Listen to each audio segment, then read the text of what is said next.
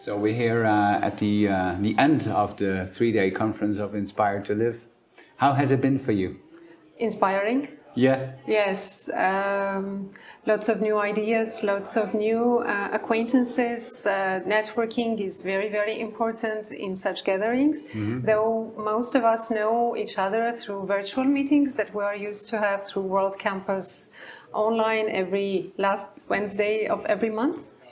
Every month you meet each other actually online. Yes, we do regularly, and it has been at least for 1 year now. Mm-hmm. And from 1 month to another it keeps growing because we are having new members joining the World Campus on during every meeting, and new people always bring new ideas, new approaches, new insights, new partnerships, and new ideas for collaboration and finding something in common. And then some of us may just find something interesting and would like to discuss in a separate conversation. So we do split together into smaller chat rooms, and that's how we are used to communicate together. So a lot of it is online, but now it's live.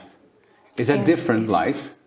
It is. Yeah. It is. Even though we are the same people and we are discussing the same enemy, cancer, and how to fight against it in different ways, but still it feels very, very different when we are meeting in person.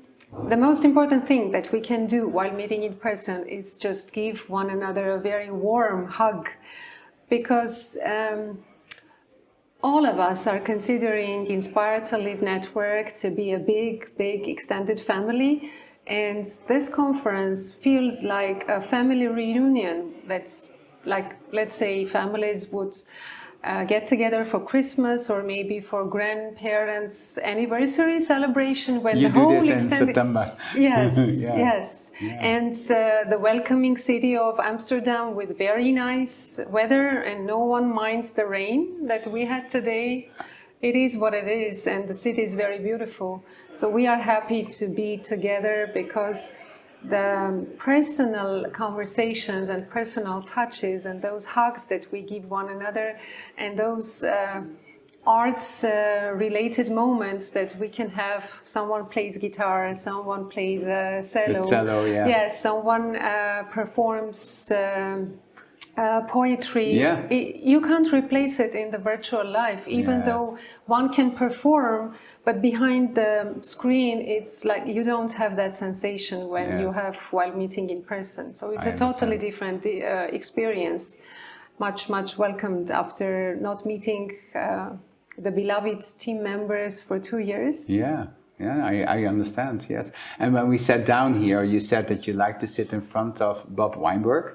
Because that's also somebody that you know. Can you tell us a little bit about him, why you find it so important to sit close to him here? Actually, I believe that Bob Weinberg is one of the persons that makes a contribution to the organization which is called Inspire2Live, because Bob, as a scientist, is an inspiration himself, and he, without knowing it, inspires others to aspire and achieve a lot in their scientific and professional life and career. Mm-hmm. When I met Bob Weinberg, it was January 2020, again at the same place when we were having the annual congress, and that was my very first time in Amsterdam.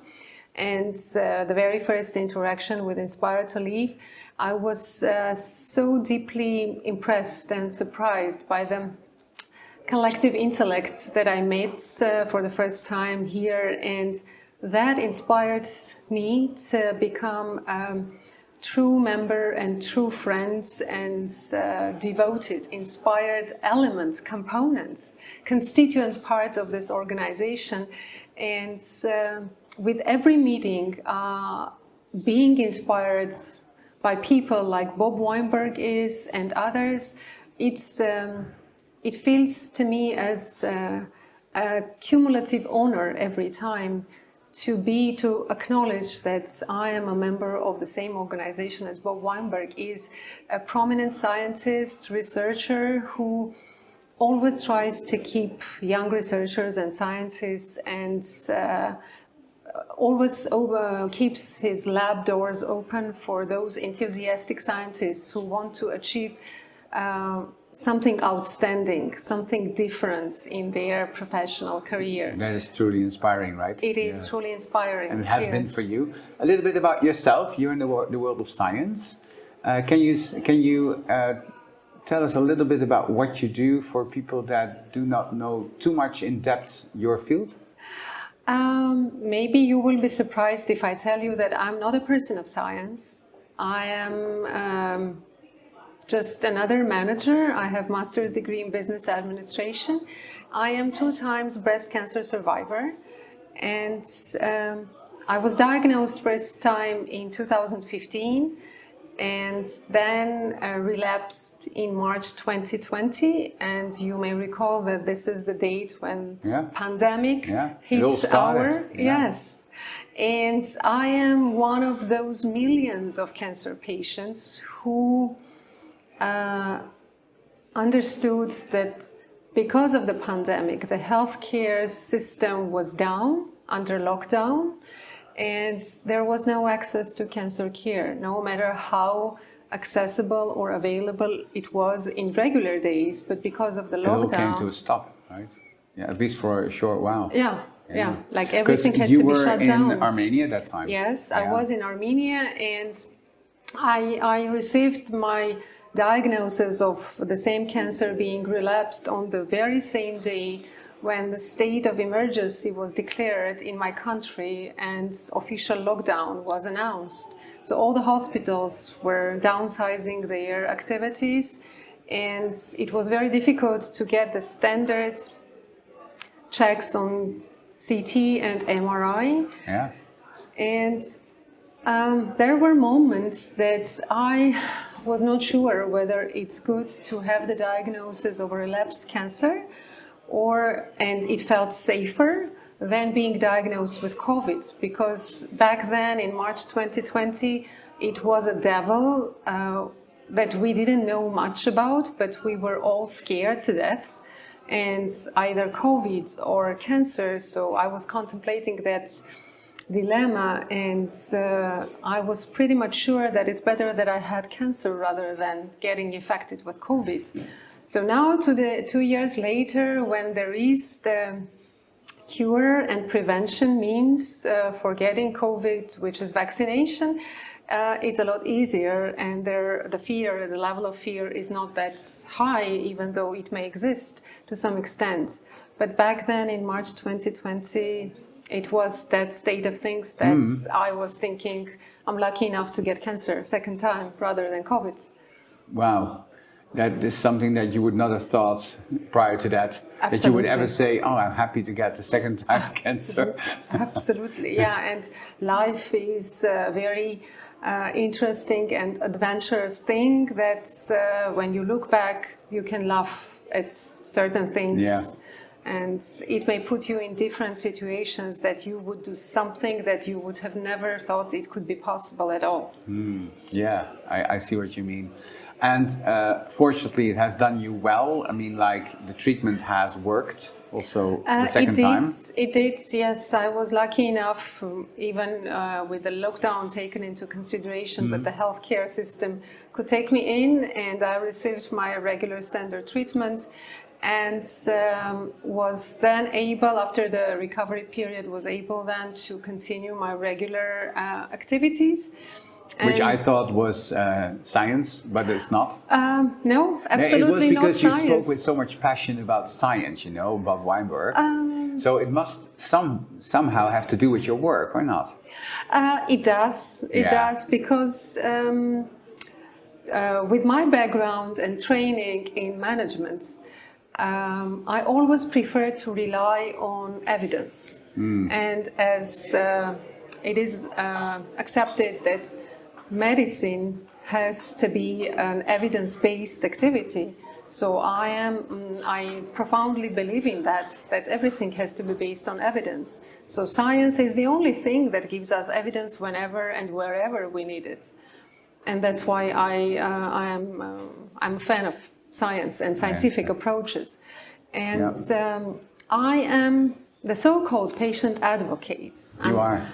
I am advocating for the protection of best interests and rights of cancer patients in Armenia, and not only in Armenia apparently, because I member different international networks, and I always share my experience with my peers during events like this one, Inspire2Live Congress. And my activity is limited not only to patient advocacy, but also promotion of clinical research in my country, which is a limited resources setting or so-called low middle income country, according to the World Bank classification. And clinical research, the country doesn't have so many financial resources to support clinical research, but that is very much needed. And I am advocating also for that activity, and peer support, patient education and empowerment, which is very, very important, because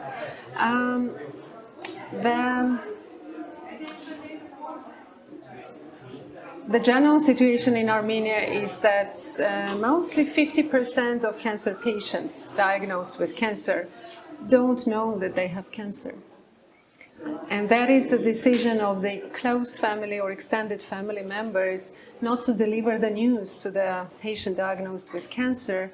Because so the relatives know, but they don't tell them. Yeah, and the patient doesn't know. And all the fuss around the patient would be explained to the patient himself that that is just an inflammation that we need to treat, and you need to undergo surgery or chemotherapy just in case, or maybe radiation therapy, so that they keep extending the not knowing of the patient, thinking that they are protecting the patient from unnecessary stress or depression or other psychological effects.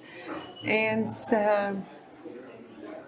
we are also, our organization is also advocating for access to information and access to the right of knowing about the health condition of every person, what's going on. Yeah, because this is the one of the universal rights of the person, to have access to information about the person. But what's himself. Interesting to hear is that it's actually your own inner circle that doesn't inform you. Yes. So it's not the medical doctors. Yes. And it turns out that according to somebody's decision, and that somebody's close or distant relative, according to somebody's decision, you don't know what's You're happening excluded from with, that information. yes, and then the patient cannot be considered as making decisions based on the informed consent, because the patient is not informed. It's absolutely not informed, no, and the relatives are making the decisions instead of the patient. Let's say if it is clinically... And it's not just young people, it's... No. The situations can be very, very different. Yeah. And if, let's say, the patient is diagnosed with a type of cancer that requires aggressive treatments, toxic treatments, and if the patient had known, maybe the patient would have decided to skip that type of treatment. But then the relatives decide that the patient should not know the truth, and that they arrange that toxic treatment. I do understand why you are an advocate for that, to change that. Yes. Thank you so much. The conference has now continued, so I reckon that you'd like to join. Thank you so much for all your information, and have a wonderful ending of this conference. Thank you. Thank you for helping us to record the moments, how inspired we are at this conference and by this conference. That's the general, let's say, comparison to all the conversations that we're having, the inspiration of people. Yeah. Thank you. Thank you so much.